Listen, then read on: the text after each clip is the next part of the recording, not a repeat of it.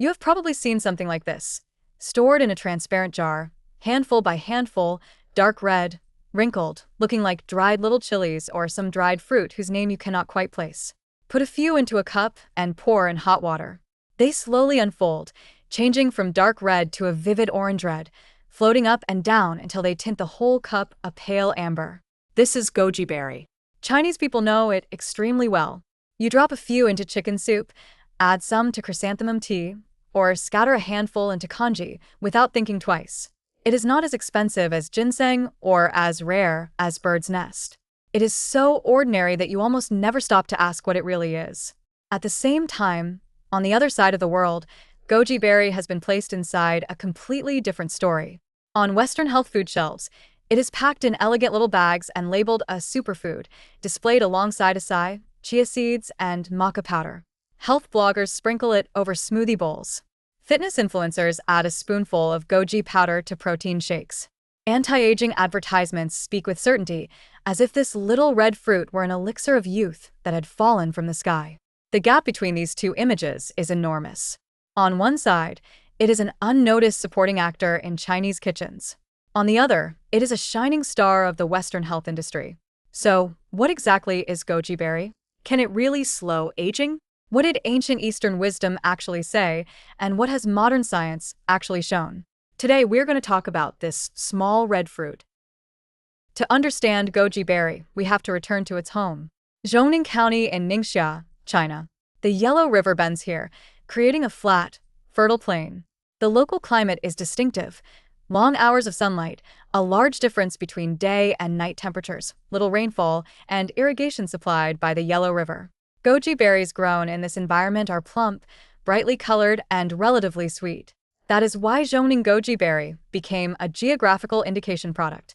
Like Bordeaux wine or Parmesan cheese, the name itself carries the pride of a place. The history of growing goji berries in Ningxia reaches far back.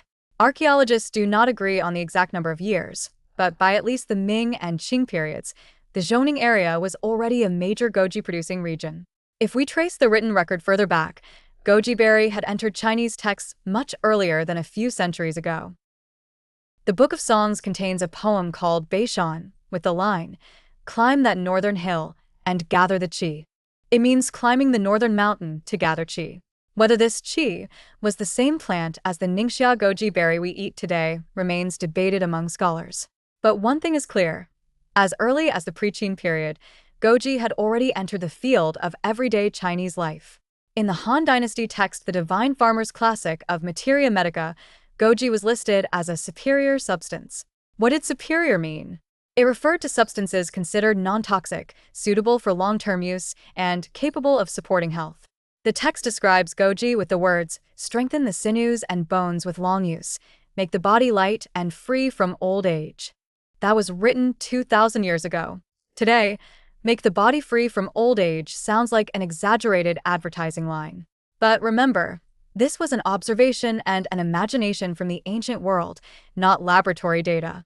It represents how people of that time understood goji.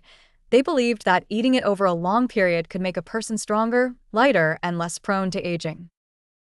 From then on, goji kept a stable place in the Chinese herbal tradition. The Tang Dynasty's treatise on the properties of medicinal substances and Li Shizhen's Ming Dynasty Compendium of Materia Medica continued to record it. In the compendium, Li Shizhen wrote that goji could brighten the eyes, calm the spirit, and make people live long. Traditional Chinese medicine explains its effects with the ideas of nourishing the liver and kidneys, benefiting essence, and brightening the eyes. In that framework, the kidneys store essence, and the liver stores blood. When essence and blood are abundant, the eyes become bright, the hair becomes dark, and the sinews and bones become strong. This is a coherent system of thought, but it does not belong to the language of modern science.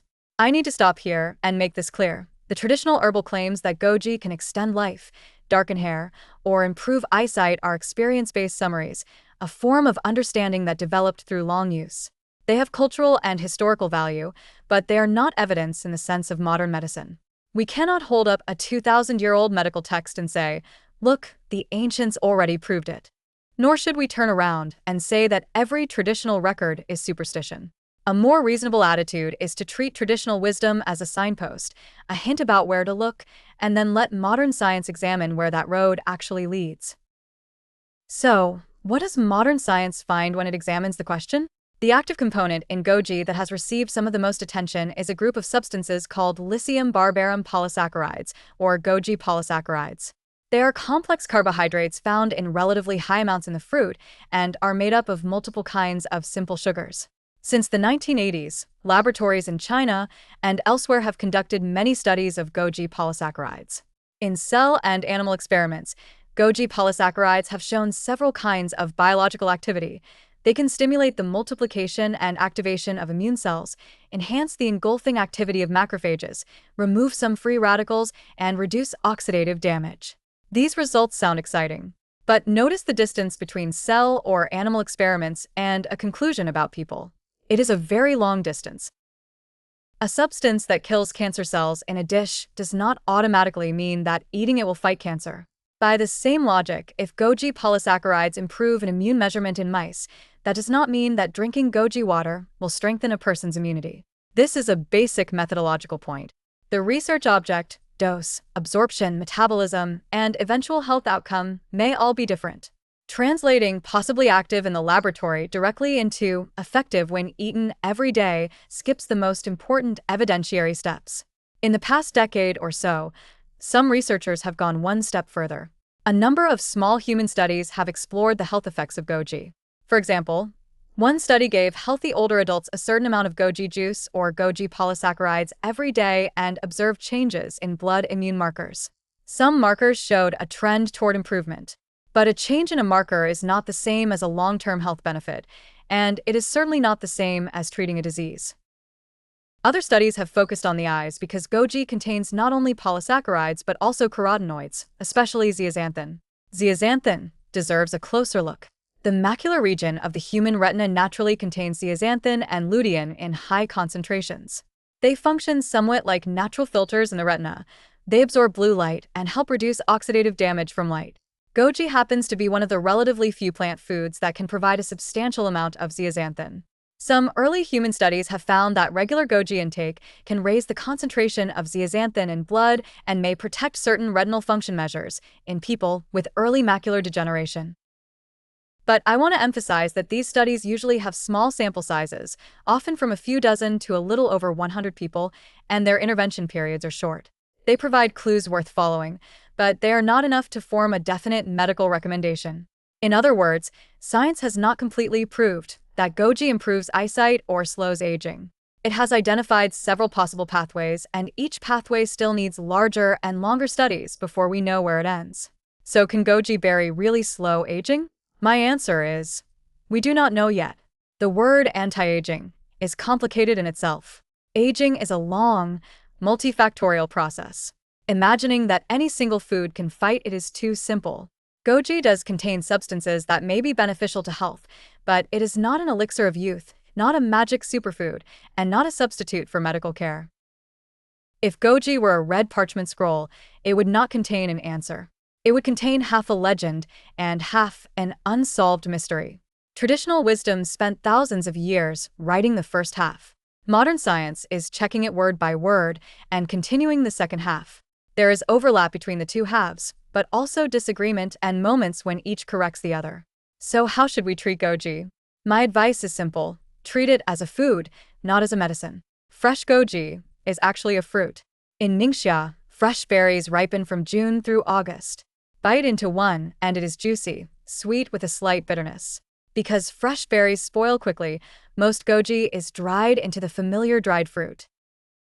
Dried goji can be eaten directly as a small snack. It can be steeped in water as a tea, or added to soup for flavor and color. If you steep dried goji in water, there is a small detail people often overlook. Much of the edible material remains in the fruit after steeping. Do not throw the berries away, eat them. The detail is minor, but it reflects an attitude toward food. Real, everyday nourishment is often less about expensive supplements and more about how we eat, how we drink, and how we treat the bowl in front of us. People in the West have developed their own ways of eating goji too. They scatter dried berries over oatmeal, mix them into nut packs, or blend them into smoothies. The sweetness and chewy texture of dried goji make it almost a substitute for raisins, with an extra layer of tartness.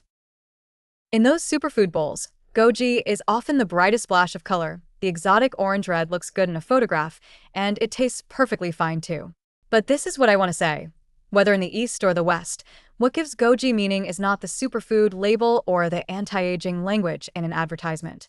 It is the fact that this food keeps appearing on the table. It has been eaten for 2,000 years not because it is magical, but because it is convenient, mild, and tasty, and because it does provide some nutrients that are not always easy to get from other foods. We are almost at the end. I want to return to that cup of water. There may be a cup of hot water with goji berries on your desk right now. The red fruits have absorbed the water and become round, floating on the surface. You lift the cup and take a sip. The taste is light, not intense. But you are taking part in something that has continued for 2,000 years, placing a small fruit from the edge of the desert into your daily life, then waiting, day after day, for it to slowly become part of your body. That kind of waiting may be the simplest form of nourishment. The next time someone tells you that goji is a superfood that can slow aging, I hope you'll hold a balanced view. It does have research findings worth paying attention to, but much remains to be answered with time. It is worth eating, but it is not worth turning into a myth. That little red fruit traveled from the banks of the Yellow River in Ningxia, through 2,000 years of herbal texts, through the centrifuges and chromatography columns of modern laboratories, and across the Pacific on cargo ships, until it finally landed in your cup. As you drink the water, you are reading the newest line on a red parchment scroll. Thank you.